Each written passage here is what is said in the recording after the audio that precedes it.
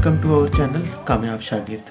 Students, जैसा कि आपको मालूम है कि हम आपके लिए डिफरेंट क्लासेस के क्लास 9 क्लास 10 के हमने different guess papers model papers हमने सॉल्व करके आपके साथ शेयर किए, जिनमें हमने section A MCQ, section B conceptual questions और इसी तरह सेक्शन सी में लॉन्ग क्वेश्चंस और न्यूमेरिकल्स हमने सॉल्व करके आपको ये बताया कि किस तरह से सॉल्व किए जा सकते हैं। उसी सीरीज़ का हमारा आज का जो ये वीडियो का मकसद है, इसके अंदर हम मॉडल पेपर या गेस्ट पेपर फ़िज़िक्स क्लास 9 का हम डिस्कस करने लगे हैं, जिसमें हमने ऑलरेडी सेक्शन ए और सेक्शन बी हमने कवर कर लिए हैं। वो आप दूसरी वीडियोस के अंदर उनको देख सकते हैं। सेक्शन सी जो है अभी हम उसको कवर करने लगे हैं, जिसमें हम फ़िज़िक्स का क्लास 9 के लिए जो सेक्शन सी है वो आज हम उसको डिस्कस करेंगे, जिसमें आपको प्रॉपर प्रेजेंटेशन के साथ कि कैसे क्वेश्चन को अटेम्प्ट किया जा सकता है, क्या क्या उसमें हेडिंग्स आ सकती हैं, उसमें डायग्राम्स कौन सी आपने इंक्लूड करनी है, न्यूमेरिकल्स को कैसे अटेम्प्ट करना है। तो ये सारी चीज़ें जो हैं आपको इस वीडियो के अंदर मिलेंगी। आप इस वीडियो को पूरा देखें और हमारे चैनल को ज़रूर लाइक और सब्सक्राइब करें। तो चलें स्टूडेंट्स, हम अपने सेक्शन सी के पहला जो क्वेश्चन है उसकी तरफ हम बढ़ते हैं, जिसमें क्वेश्चन ये पूछा गया है कि define motion, how translatory motion differs from vibratory and rotatory motion. आपको काइनेमेटिक्स वाले चैप्टर में मोशन के हवाले से पूछा गया और इसी तरह से उसमें जो डिफरेंट काइंड्स हैं उनका आपस में डिफरेंशिएशन पूछा गया है कि ये कैसे एक दूसरे से डिफ़र करते हैं। तो उस हवाले से पहले आपने क्या करना है कि मोशन को डिफ़ाइन कर लेना है कि मोशन जो है वो किसी भी बॉडी के अंदर हम इस तरह से डिफ़ाइन करते हैं कि जब एक बॉडी किसी ऑब्जर्वर के हिसाब से अपनी पोजीशन को चेंज करे, उसको हम मोशन इन मोशन कहते हैं। इसी तरह से ट्रांसलेटरी मोशन, वाइब्रेटरी और रोटेटरी का पूछा गया है। तो ट्रांसलेटरी मोशन को पहले डिफ़ाइन कर लिया कि किसी भी बॉडी के अंदर जब एज ए होल बॉडी जब डिस्प्लेस करे तो उसको हम ट्रांसलेटरी मोशन कहते हैं।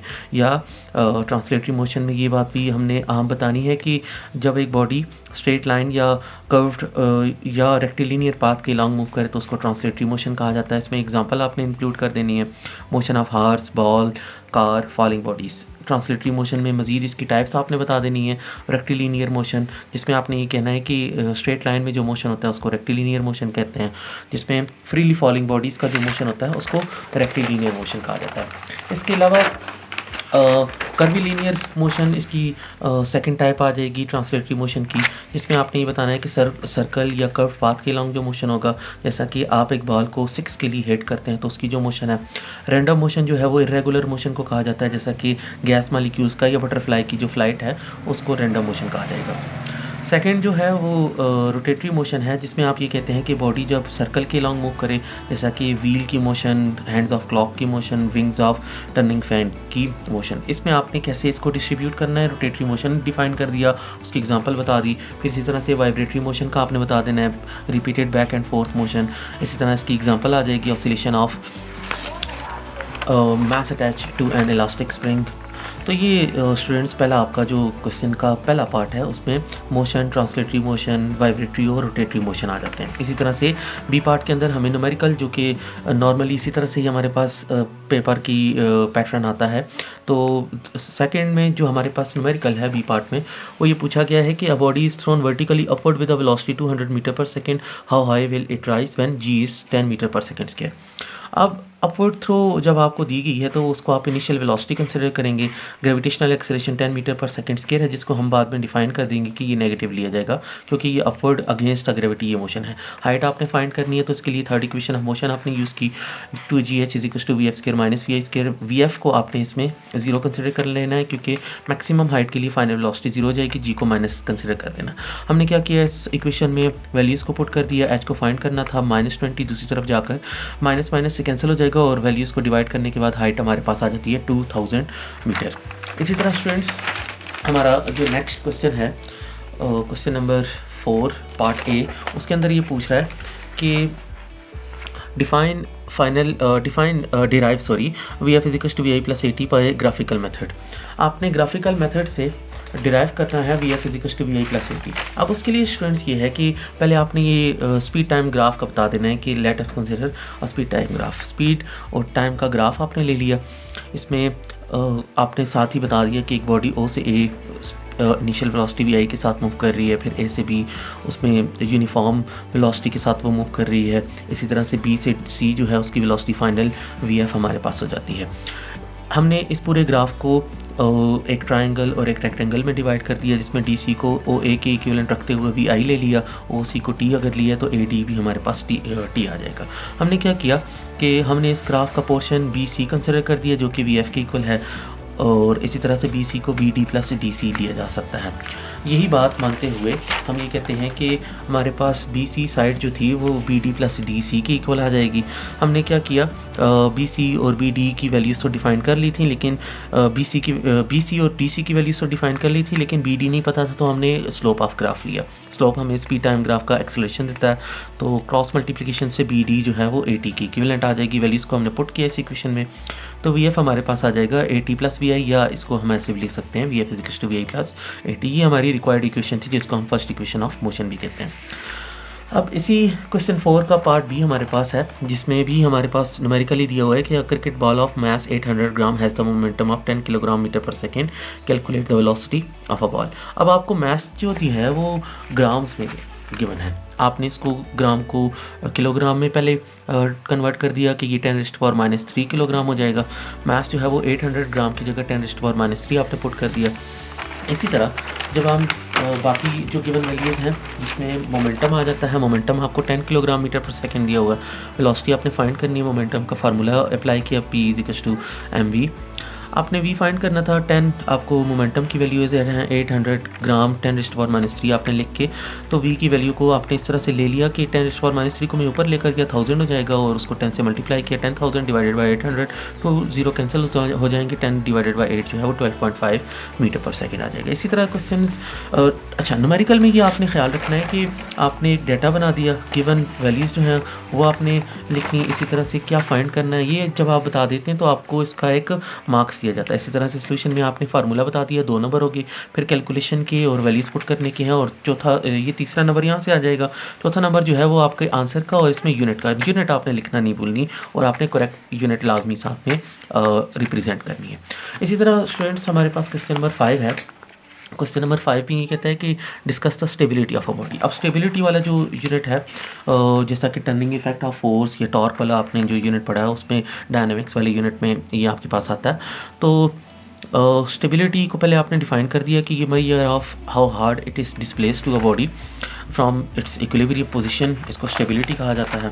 फिर आपने ये बता दिया कि स्टेबिलिटी जो है वो बेसिकली किसी बॉडी के mass, centre of mass of body के ऊपर डिपेंड करता है, कि आप उसको जब टॉपल करें तो उसकी वैल्यूज़ वो उसका जो स्टेट है वो बताएगा कि स्टेबिलिटी इसमें किस तरह से है। तो उसकी बेस पर हमारे पास 3 केसेस हैं। स्टेबल इक्विलिब्रियम, स्टेबल इक्विलिब्रियम को पहले आपने डिफाइन कर दिया कि जब आप एक बॉडी को उसकी इनिशियल स्टेट से राइज करें, सेंटर ऑफ मास उसका सेंटर ऑफ ग्रेविटी जब चेंज होगा और अगर वो दोबारा अपनी पोजीशन में आ जाए तो उसको हम स्टेबल इक्विलिब्रियम कहते हैं, जैसा कि यहाँ पर कोन को रिप्रेजेंट कर दिया। तो डायग्राम आपने पेंसिल से ड्रॉ कर देनी है, सेंटर्ड करनी है, और एक अच्छी डायग्राम बनाने के बाद आप उसको थोड़ा सा एक्सप्लेन कर दें कि सेंटर ऑफ मास इसमें जब आप इसको डिस्टर्ब करें थोड़ा सा, इसमें सेंटर ऑफ ग्रेविटी रेज होगा और आप इसको दोबारा से जब लीव कर दें तो ये दोबारा अपनी पोजीशन को रीगेन कर देता है, तो इस वजह से हम इसको स्टेबल इक्विलिब्रियम का नाम देते हैं। इसी तरह हमारे पास इक्विलिब्रियम में सेकंड जो टाइप आती है वो है अनस्टेबल इक्विलिब्रियम। अब अनस्टेबल इक्विलिब्रियम क्या है, पहले आपने उसको डिफाइन कर दिया कि जब आप एक बॉडी को राइज करें, स्लाइटली डिस्प्लेस करें और उसमें डिस्प्लेसमेंट प्रोड्यूस हो जाए और वो दोबारा से अपनी पोजीशन को रीगेन ना कर सके, उसको हम अनस्टेबल इक्विलिब्रियम का नाम देते हैं। इस पर आपने ये बता दिया कि एक डायग्राम बी के अंदर कौन को हमने उसकी पोजीशन पहले डिफाइन की हुई है, उसको हमने डिस्टर्ब किया तो उसका सेंटर ऑफ ग्रेविटी जो है वो इस तरह से लोअर्ड हो जाएगा कि वो दोबारा से अपनी उस पोजीशन में आफ्टर रिमूवल ऑफ फोर्स वो रिगेन नहीं कर सकता, वो डिस्प्लेस हो जाएगा। तो इस तरह से हम इसको डायग्राम की मदद से थोड़ा सा एक्सप्लेन कर देंगे। फिर न्यूट्रल इक्विलिब्रियम की बात आप करेंगे कि जब आप एक बॉडी के ऊपर उसकी पोजीशन को चेंज करें तो उसकी सेंटर ऑफ ग्रेविटी पर किसी किस्म की चेंज करने पर कोई किसी किस्म की उसकी पोजीशन में चेंज ना आए, डिस्प्लेसमेंट प्रोड्यूस ना हो, निग्लिजिबल हो, तो उसको हम न्यूट्रल इक्विलिब्रियम कहते हैं। तो इसमें भी आपने ये बता देना है कि एक डायग्राम सी के अंदर हम एक बॉडी को सेंटर ऑफ मास उसका चेंज करते हैं, तो वो चेंज करने के बाद उसका जो सेंटर ऑफ ग्रेविटी है वो डिस्प्लेसमेंट कोई प्रोड्यूस नहीं करता, तो इस वजह से हम ये कहते हैं कि वो न्यूट्रल इक्विलिब्रियम है। जैसा कि ये डायग्राम के अंदर एक हॉरिजॉन्टल मोशन में कोन मौजूद है और उस पर आपने फोर्स अप्लाई की तो किसी किस्म का कोई चेंज नहीं आ रहा उसके सेंटर ऑफ ग्रेविटी में। तो ये स्टूडेंट्स आपने डायग्राम की मदद से स्टेबिलिटी और उसकी तीनों जो टाइप्स हैं वो आपने बता देनी है। अब इस पर हमारे पास जो इसका बी पार्ट है वो भी न्यूमेरिकल टाइप है कि मास ऑफ अर्थ आपको दिया हुआ है 6×10⁴। इसी तरह से यूनिवर्सल लॉ ऑफ ग्रेविटेशन को कहता है वो यूज़ करते हुए आपने रेडियस ऑफ अर्थ फाइंड करना है। अब आपको जो गिवन डाटा है उसमें पहले मास ऑफ अर्थ है, फिर ग्रेविटेशनल कांस्टेंट आपने याद रखना है 6.67 × 10⁻11 न्यूटन मीटर स्क्वायर पर किलोग्राम स्क्वायर होता है। Radius of earth by universal law of gravitation आपने फाइंड करना है, तो उसकी उसी की ही इक्वेशन मैंने यूज़ की है। रेडियस ऑफ अर्थ जो है वो square root of GME divided by small g के इक्विवेलेंट होता है। आपने इन जो वैल्यूज़ हैं capital G, small g, mass of earth, इनकी वैल्यूज़ को आपने इक्वेशन में पुट कर देना है। स्क्वायर रूट है, इसको आपने हल इस तरह से करना है, पावर्स को भी साथ लेकर चलना है और फाइनली आपके पास 6.38 जिसको मैंने राउंड ऑफ करके 6.4 10⁻6 मीटर की फॉर्म में रिप्रेजेंट कर दिया और साथ इसकी यूनिट आ जाएगी मीटर। तो स्टूडेंट्स नेक्स्ट क्वेश्चन है question number 6, explain the law of conservation of energy. Law of conservation of energy को आपने बताना है। पहले उसकी आपने हेडिंग दे दी, उसकी स्टेटमेंट बता दी कि energy can neither be created nor destroyed, it can be transform from one form to the other. इसी तरह आपने उसको एक्सप्लेन करने के लिए एग्जांपल्स साथ में बतानी है। तो पहली a diver on a spring board आपने बतानी है कि उस पर स्टोर्ड केमिकल एनर्जी डाइवर की जो है वो उसको बोर्ड को बेंड करने में मदद करती है। फिर उसके बाद वो बेंट एनर्जी उसको पोटेंशियल एनर्जी प्रोवाइड करती है जो कि काइनेटिक एनर्जी में उसको अपवर्ड लेकर जाने में मदद करती है। इसी तरह जनरेशन ऑफ इलेक्ट्रिसिटी में आपने बताना है कि पोटेंशियल एनर्जी ऑफ वाटर जो है वो यूज़ होता है काइनेटिक एनर्जी में कन्वर्ट होने के लिए ऑफ द टर्बाइन, तो इस तरह से इलेक्ट्रिसिटी की प्रोडक्शन होती है। पोल वॉल्ट के अंदर आपने बता देना है कि उसमें डिफरेंट एनर्जी कन्वर्जन्स होती हैं। उसमें आपने ये बता देना है कि शुरू में जब वो पोल वॉल्टर जो है वो रन करता है तो उससे उसको काइनेटिक एनर्जी मिलती है। वो काइनेटिक एनर्जी वो पोल को जब ट्रांसफ़र करता है उसमें इलास्टिक पोटेंशियल एनर्जी आती है। वो इलास्टिक पोटेंशियल एनर्जी उसको ग्रेविटेशनल पोटेंशियल एनर्जी देता है जिसकी वजह से वो जब डाउन होता है, फॉल करता है तो काइनेटिक एनर्जी में वो कन्वर्ट होती है और लैंड करने पर वो अदर फॉर्म्स ऑफ एनर्जी में डिसिपेट हो जाती है।